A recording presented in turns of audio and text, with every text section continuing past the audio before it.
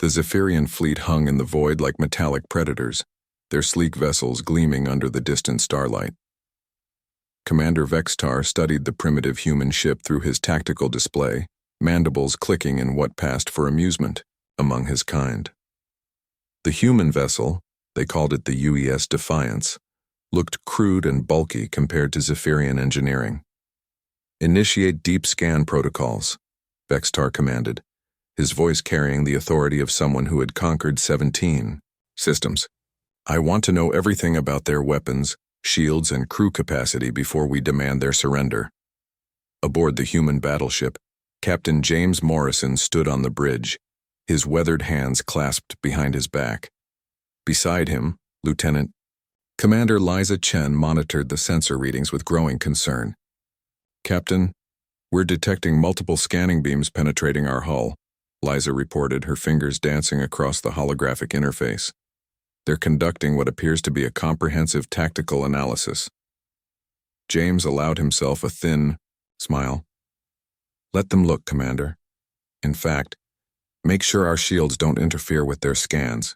I want them to see everything." Liza raised an eyebrow but complied. "Aye, sir," adjusting shield harmonics to allow full penetration. Light years away from Earth, humanity had learned hard lessons about survival. The galaxy was not the welcoming place their ancestors had dreamed of. It was filled with species that viewed newcomers as either resources to exploit or threats to eliminate. Humans had adapted accordingly. Vextar's primary tactical officer, a thin-limbed being called Nixara, studied the incoming data with growing excitement. "Commander, their technology is even more primitive than we anticipated. Their hull is composed mostly of simple titanium steel alloys. Their weapons appear to be crude kinetic projectiles and basic energy beams.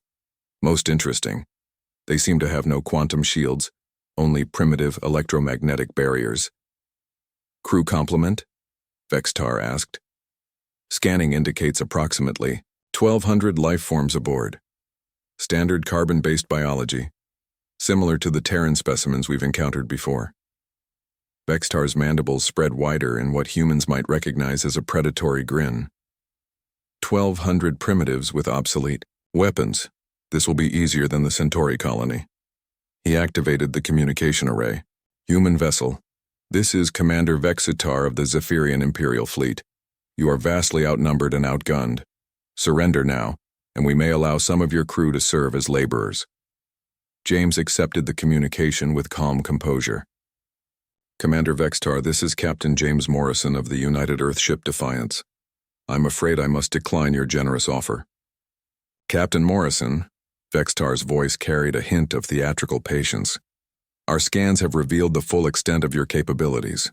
You have 1,200 crew members, primitive weapons, and hull armor that wouldn't stop a Zephyrian training beam. We have 47 ships and weapons that can turn your vessel into vapor. Surely you see the futility of resistance." Liza couldn't suppress a small grin as she watched her captain's expression remain perfectly neutral. "Commander," James replied, "I believe your scans may have given you incomplete information. Allow me to clarify a few points." "This should be amusing," Vexitar muttered to his crew. James continued in the same measured tone. "First, you detected 1,200 life forms aboard my ship. What your scans couldn't tell you is that 800 of those are not crew members. They're prisoners. Specifically, they're Zephyrian prisoners from your recent raids on civilian colonies." Vextar's mandibles snapped shut. Several of his officers exchanged uncertain glances. "Second," James continued, "you noted our primitive kinetic weapons. What you probably missed is that those aren't standard projectiles. They're relativistic kill vehicles, each one accelerated to 98% of light speed using our magnetic rail systems. At that velocity, a projectile the size of your fist carries the destructive force of a small star." The Zephyrian bridge had fallen silent. "Third, you mentioned our lack of quantum shields. That's accurate. We don't use quantum technology for defense. Instead, we use something far more primitive and, as it turns out, far more effective against energy weapons. We call it ablative armor layered with metamaterials. Your energy beams will barely scratch it, while our kinetic weapons will pass through your quantum shields like they aren't there." Vextar found his voice. Impossible. Our intelligence reports. Your intelligence reports are based on encounters with human civilian vessels and early military prototypes, Liza interjected, her voice carrying across the communication channel. What you're facing now is a fully operational human battleship, designed specifically to hunt ships exactly like yours. James stepped forward slightly. Commander Vextar, I'm going to give you one opportunity to withdraw from this system. Take your fleet and leave. The prisoners we rescued from your raids will be returned to their families. Consider this our final offer. You're bluffing, Vextar snarled. Even if your weapons are more advanced than we thought, you're still outnumbered 47-1. Are we? James asked quietly. That's when Vextar's sensors detected them, dozens of new contacts materializing from seemingly empty space. Human ships, their stealth systems disengaging simultaneously, surrounded. The Zephyrian fleet in a perfect tactical formation. Predator Squadron, Ghost Battalion, and Hunter Fleet reporting in, Captain, came multiple voices over the communication channel. Ready on your command. James's voice remained calm, but now it carried an edge of steel. Commander Vextar, humanity learned long ago that the galaxy is a dangerous place. We adapted, we evolved, and we prepared.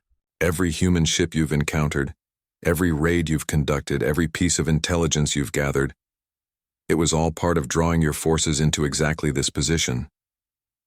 Vexatar stared at his tactical display in growing horror. Somehow, the humans had turned the hunter into the hunted. The mistake you made, Commander, was assuming that because we're newcomers to the galaxy, we're also naive. You scanned our ship looking for weaknesses, but you never scanned for strengths. You never asked why a single human battleship would dare to travel alone through Zephyrian-controlled space. You never wondered why we were so willing to let you examine us so thoroughly. Liza added, in human military doctrine, we call this a honey trap, Commander. We dangled something tempting in front of you, and you took the bait. James straightened. This is your last chance, Vextar. Withdraw now, or discover firsthand why humans have survived as a species for millions of years despite being physically weaker than most predators we've encountered. The communication channel fell silent. After several long moments, Vexatar's voice returned, stripped of its earlier arrogance. Zephyrian fleet and begin withdrawal. All ships initiate jump drives immediately. As the alien vessels vanished into hyperspace, Liza turned to her captain. Think they learned their lesson, sir? James watched the last of the enemy ships disappear from the sensors. They learned that scanning a human battleship might tell you what we're carrying, Commander, but it won't tell you what we're planning. The Defiance and its escort fleet began their journey toward the liberated colony worlds, carrying 800 rescued prisoners and the message that humanity was no longer prey. They had become the hunters.